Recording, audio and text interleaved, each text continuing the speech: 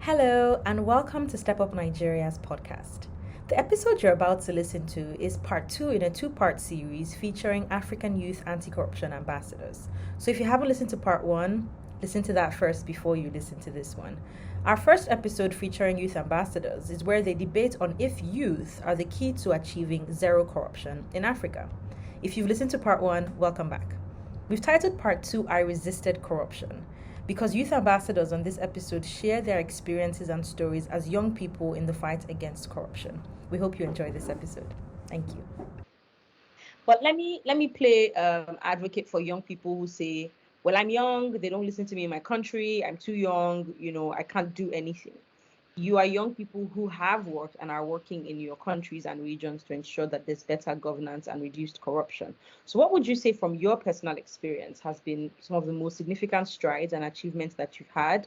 Have you had any setbacks or pushbacks in these actions that you've been taking to improve governance? So, to young people who are wondering, how do I go about this? What pushback do I expect? And what can I really achieve? I would like to hear your own experiences in this fight against corruption. So this is a personal question.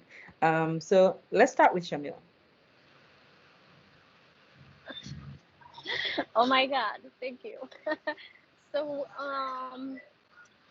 really on that note, in as much as, holding on to your principles and values, it's a very, very difficult and painful journey.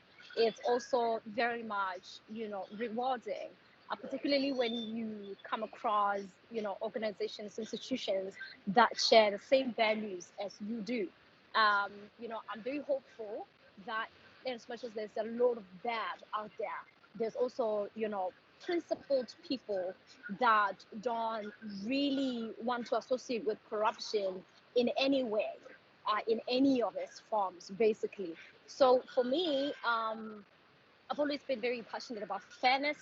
I've always been very passionate about openness, integrity, and just making sure that you hold yourself accountable when you're doing something. I learned this unfortunately through a hardship where as an individual, I grew up as a child parent, and really I had to be accountable to myself and also my younger sisters. They had to ask me questions, and I always knew that I had to be ready to answer the questions that they're asking me, not to hide behind anything, but to make sure that they see my perspective, why I did something of that kind. Even in my personal life, really, like whatever I do is it comes from a place of resolution where I'm willing and I'm ready to deal with the consequences of my decisions, good or bad. And that sort of mentality or that sort of internal makeup of myself, I've also applied it in industry, and I've received pushback. Um, I'm more famous outside than in my own country. I'm not complaining, however. I've seen opportunities pass me by, painful. I've seen, opportunities that I knew that I deserve, or I knew that I was next in line, but they just took a U-turn when it came to when it came to my position and all that. And however, I was persistent. I had to make sure that I still stick to my principles, that I'm not going to engage in anything that tomorrow is going to jeopardize my person, jeopardize my principles and my values for anything. I think really for me, my values and my principles are the most expensive thing in my life. And I hold dear to those. And it's always a breath of fresh air when you actually meet people that also value the same principles as me. And really, the company that I work for right now, or the company that I work with at the moment, that's such one example. That Premium Nickel Resources, that's such a company that really and embraces principles. And that is where really I saw the workings and the words of Ray Dalio, being embraced and literally incorporate. And I'm very hopeful that the future is even brighter.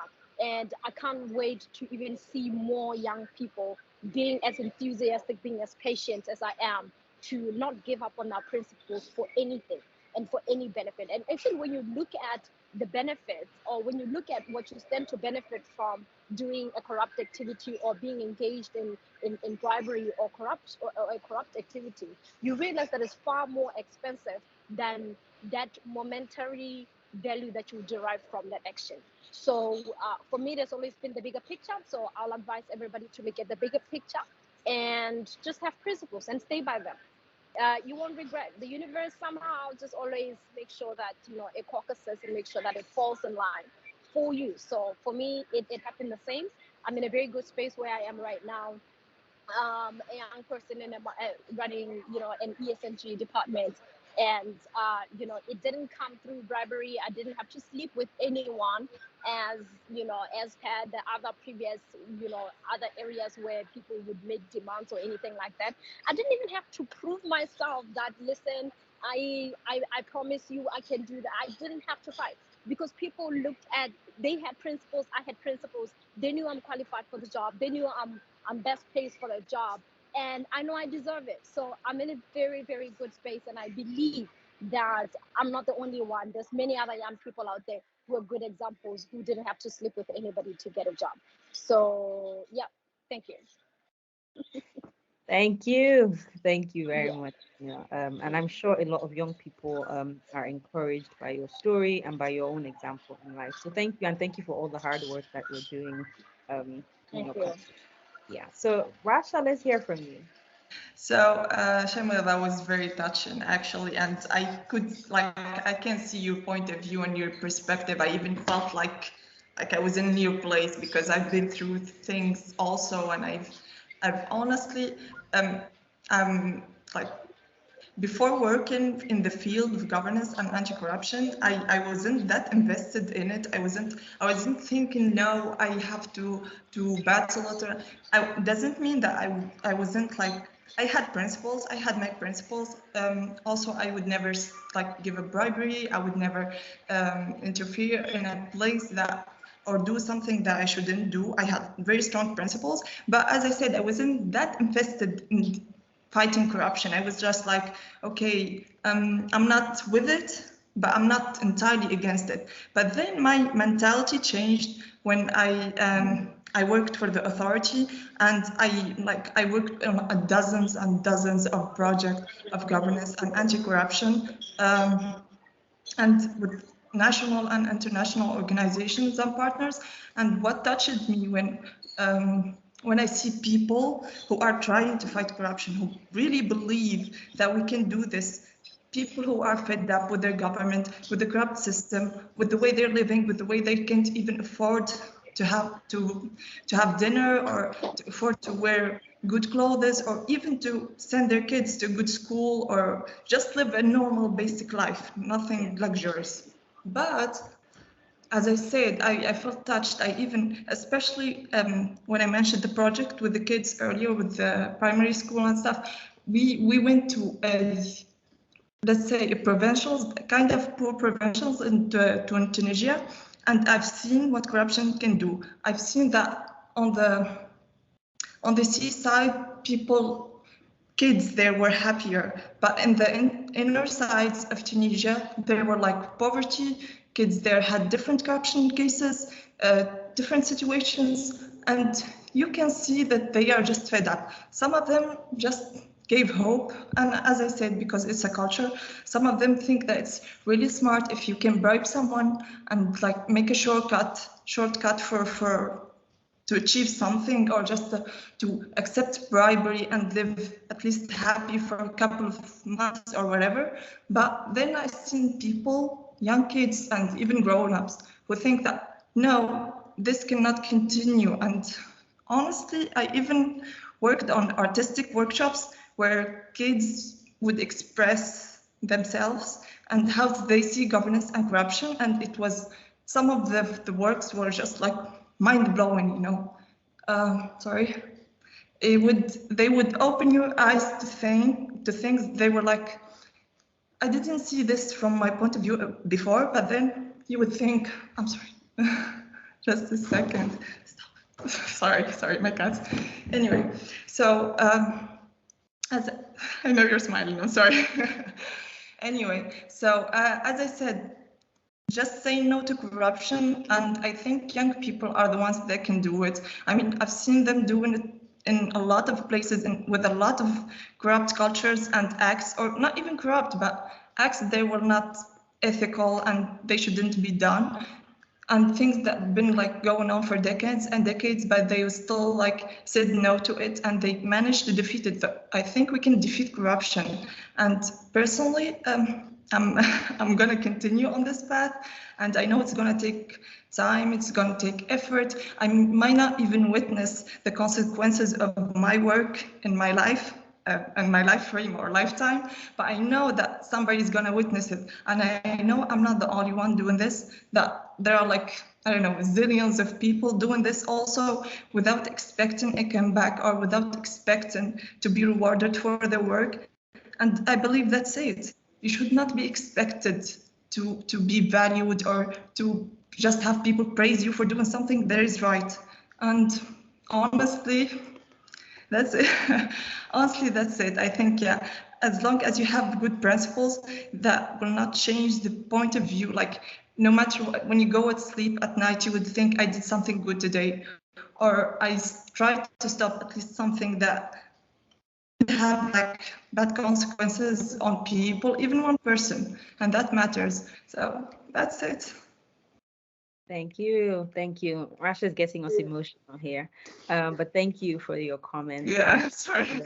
It's a very touching subject, and I know at that point, like sometimes I think, okay, maybe I should like stop a little bit and think about things and think about my future, or think but then I can't. I can't help it and be thinking, no, this is the way for me. Yeah. Thank you very much. Thank you for sharing those thoughts with us. So Stella, your experiences. For me, I'm going to start with a foundational principle. Yeah. I happen to be a Christian, fervent Christian, practicing Christian, extreme believer, and I pick a lot of role models from the Bible. Jeremiah, when called to be a prophet, told the Lord that he's young. He does not know the way to speak, and basically he was saying he's not ready. And he was basically saying he needs work before he gets to the place where he can actually engage in his assignment. But he happens to be one of the biggest prophets who was used to speak the most difficult messages to Israel in the Bible, and warn them about their conduct around the season when he became a prophet. So the first message that I have to young people is that they cannot call themselves too young. When the message is ready and packaged in your heart, in your mind, that's the time to speak. It doesn't matter whether you're 9 years old or 89 years old. Once the message is ready and packaged in your mind, that's the time to speak. This anti-corruption work is partly a commitment and partly a calling, because there are people who have come in as anti-corruption Caesars as a commitment, and they give up along the way. Those who survive the longest are people who are actually called to this assignment. If only those who are called would take a long time to think about how best they can ensure their voices are consistently heard, and they put consistent pressure on the people who need pressure. Big problems require big commitment. And giving up along the way means that the problem will not be resolved. But one of the beauties of big problems is that as soon as you have found a system, a mechanism to reverse the problem, somewhere along the way when the scales tip, the problem actually solves itself.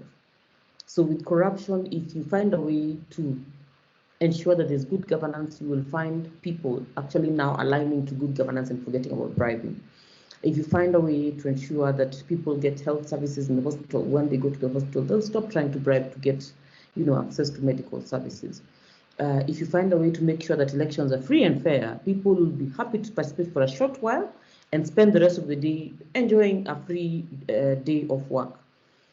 but we have put ourselves in a situation where people are so used to a system that the scales have tipped towards corruption. And so for me, I would encourage young people by saying that if you invest some time and effort, eventually when you get the skills to tip, at some point you will actually be able to sit back and watch, your work pay off. There are certain processes in Kenya that are now being done in a very straightforward manner. For example, the provision of national IDs. That was a process where young people needed to bribe to access national IDs, yet it is in accessing this ID that you get to participate in voting. But now the system has changed. You apply for an ID, you walk away for 2 weeks, and after 2 weeks, your national ID is ready. That process has really, really eased the application process. Even the system that has been set up has been free of corruption, but it took a president who committed himself to follow up and make sure that the centers created for this purpose, called the Huduma Centers, actually function well. Of course, when he took his eyes out of the Huduma Centers for a bit, there was a bit of corruption happening. So of course, there's still work that needs to happen on the individuals, but at least a change happened. So big problems indeed require big commitments, but the commitments are for a short period, and the outcomes, the results are long-term and beneficial to everyone. Has it been easy pushing for these things? No, it hasn't. Before I received, actually, first of all, when I received the award for anti-corruption ambassador from your president, His Excellency Buhari, by the time I was coming to receive that award, I had just come from receiving another international award for my work in tax justice and anti-corruption, the Bremen Solidarity Prize. I was the 15th laureate for this award, and one of the things that I pride myself in talking about this award is the fact that somebody in the world noticed that I had taken a stance against corruption and decided that I will never benefit from corruption. So sometimes you look like you're the drop in the ocean, but somebody is constantly watching, somebody is constantly seeing what you're doing. And young people just need to continue doing the right thing, and eventually someone will notice. We don't do it to get noticed. We do it because we believe in a good system, we believe in a quality system.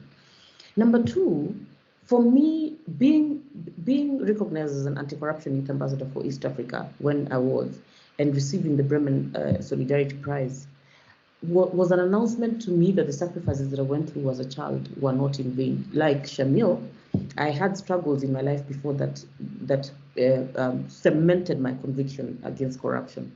I grew up in one of the largest slums in Kenya and in Africa. I wasn't the poorest of people in that slum, but then I watched people live in squalor every day. I watched people begging for basic things like a meal. I watched people going without a meal and sleeping very comfortably and waking up to play and enjoy themselves as if they did not sleep hungry. But for me, very early in life, I also got access to the higher echelons of society. I got into high-level conversations that honestly I had no business being in. And I got to do a comparative analysis of this life that this group of people were living and the life that we had to go through in the place where I grew up.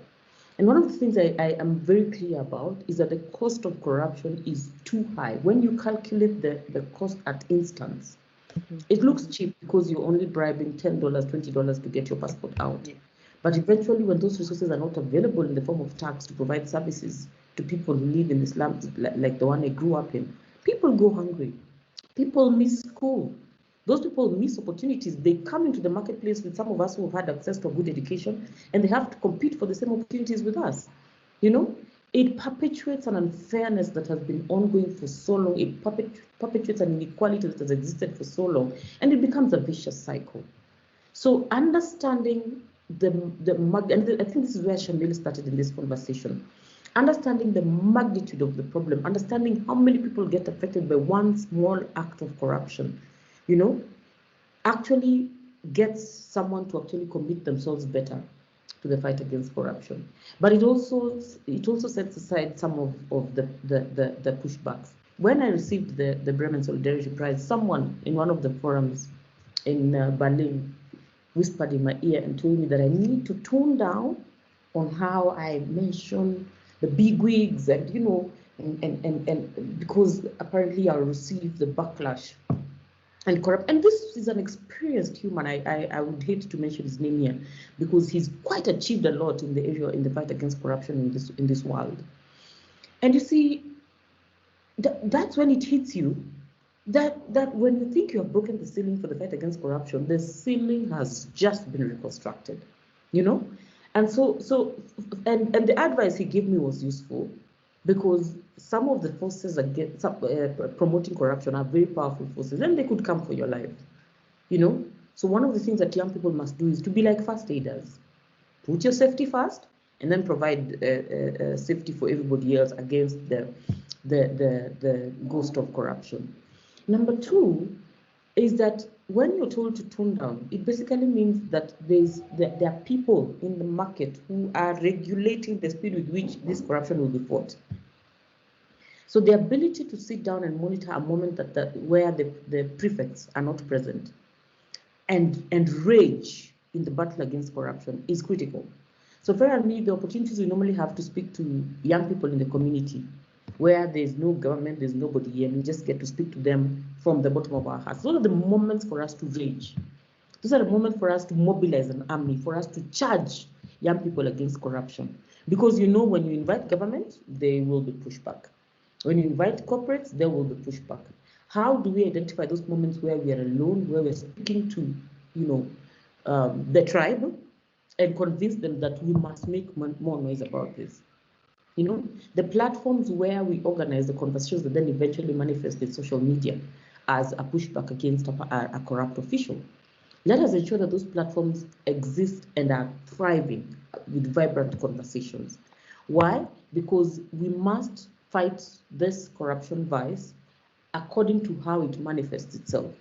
Corruption is cooked in secret, it is implemented in secret, the impact is seen publicly. So we must also ensure that our battle against corruption, to a certain extent, mimics the enemy. You will not fight an enemy who's hiding in the grass and wearing camouflage and come dressed in white and opening up yourself in public. And so, as young people, I don't know whether this statement makes sense. I can see Shamil laughing, but basically, we need to find a way of ensuring that then we are a formidable army against this vice. The other thing has got to do with lost opportunities, and I felt Shamil when she spoke. I felt Russia when she was talking about the experiences of young people in Tunisia and generally North Africa. It is a similar case here. I have had many opportunities to be invited to speak on many platforms. The moment I register my stance on corruption, there are many platforms that I have lost and lost permanently. Some platforms where I was speaking to be paid very good money, but I lost permanently because, well, you are not addressing corruption the way we wanted to address it. We didn't ask you to come and, we just said, just come and say something so that we look like we're doing something, And you see, for a young mind, you're looking for opportunities to change things and change them quickly. So you arrive there and you're being Puritan about, how you approach corruption and the battle against corruption. And then you find people who are not happy to name and shame. I personally am not averse to naming and shaming. I've done it in the corporate world. And if the next person gives me a platform and there's somebody to name and shame, I name and shame them. In my trips around that country, every time I mentioned it, everyone was like, oh my God, I'm going to write a letter to my legislator to ask them to ask a question on the floor of the House. That's the kind of reaction you need. That is why you name and shame these people, so that somebody is going to go and hold them accountable. The parliament has the audacity, the capacity, and the strength to ask. Now, one of the things that I need to remind the youth about is the ability to know when you have power and when you're able to transfer this power to people who have more power. What am I saying? We will have to be as wise as serpents when you're engaging in this fight against corruption. I say we should be as wise as serpents because we must identify our places of power and identify other spots of power that we do not operate in, but we can be able to take advantage of. Invite different groups to take different parts of the battle so that they can be able to consolidate power around the same. But I think for me, the most important thing, and it's something I think Shamil mentioned, is identifying like-minded people. The ability to know that Feremi is engaging in the same battle in Nigeria, Russia is engaging in the same battle in North Africa, and Shamil is also engaging in the same battle in Southern Africa, makes the entire difference. The ability to realize that the struggles that Shamil is facing with SADC are the same struggles that I'm facing with the East African community encourages me on a daily basis to continue with these works.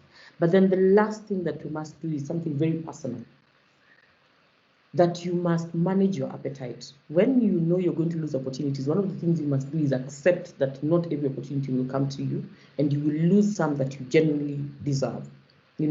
Manage your appetite, ensure that even when you fall at the point of losing those opportunities, you don't cry too much. Pick yourself up, continue.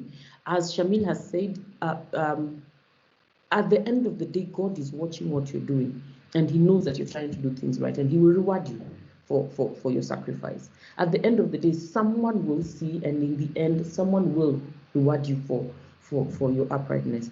And in terms of paying forward, I have seen corrupt individuals whose wealth has gotten lost at their death, because a corrupt individual must work very hard to keep their wealth. So immediately they give the inheritance to their families and they leave. Their families start experiencing serious fights. There's a corrupt gentleman in Kenya who died. We used to call him the total man. And until now, his family has refused his wealth because of how much castigation they have received over that wealth. They are busy donating it, giving it, to the best teachers in the country. They have refused to use his wealth. So sometimes you think you're working for your future generations, and then eventually they actually come to judge you for what you have done.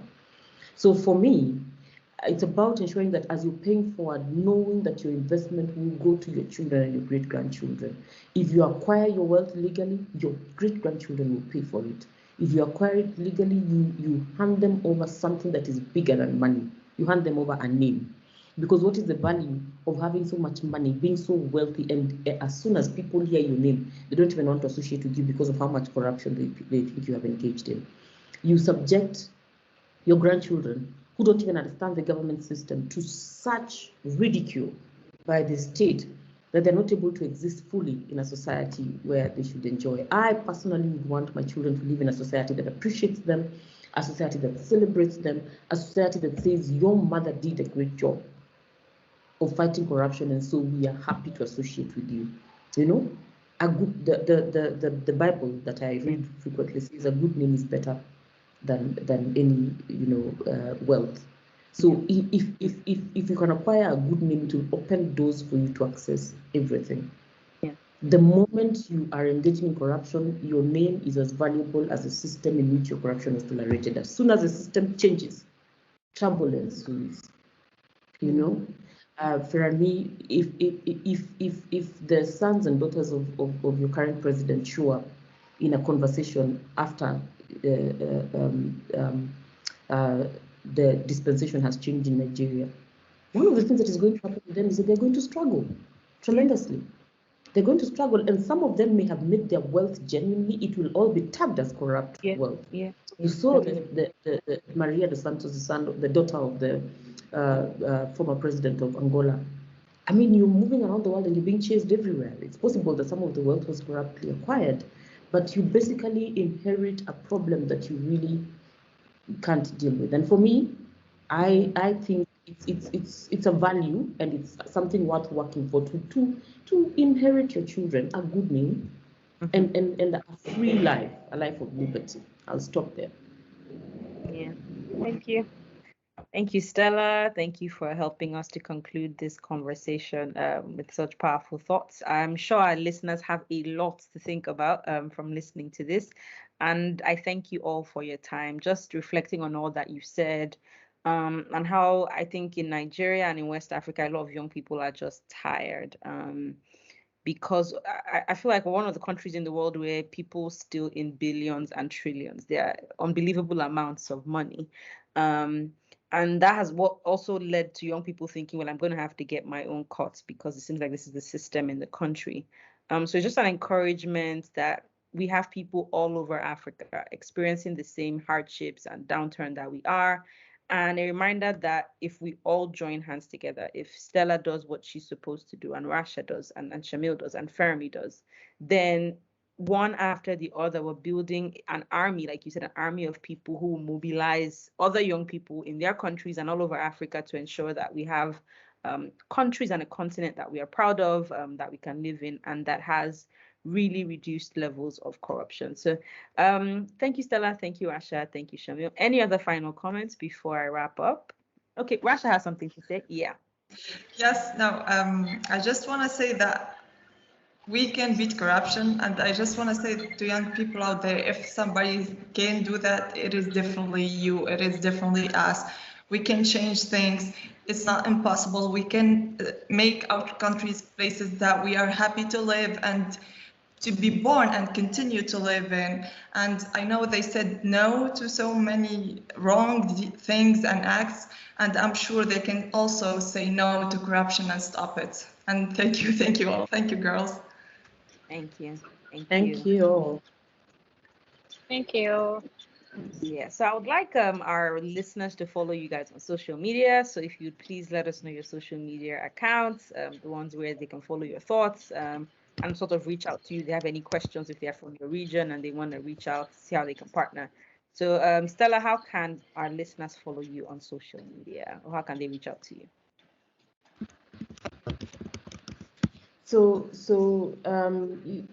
My handle on Twitter is @Nyaragara. That is NYARAGARA. I'm on Facebook as Stella Agara, but I'm not very active on that platform, especially because of some of the malpractices on the platform. I am also on Instagram as @Nyaragara or Stella Agara.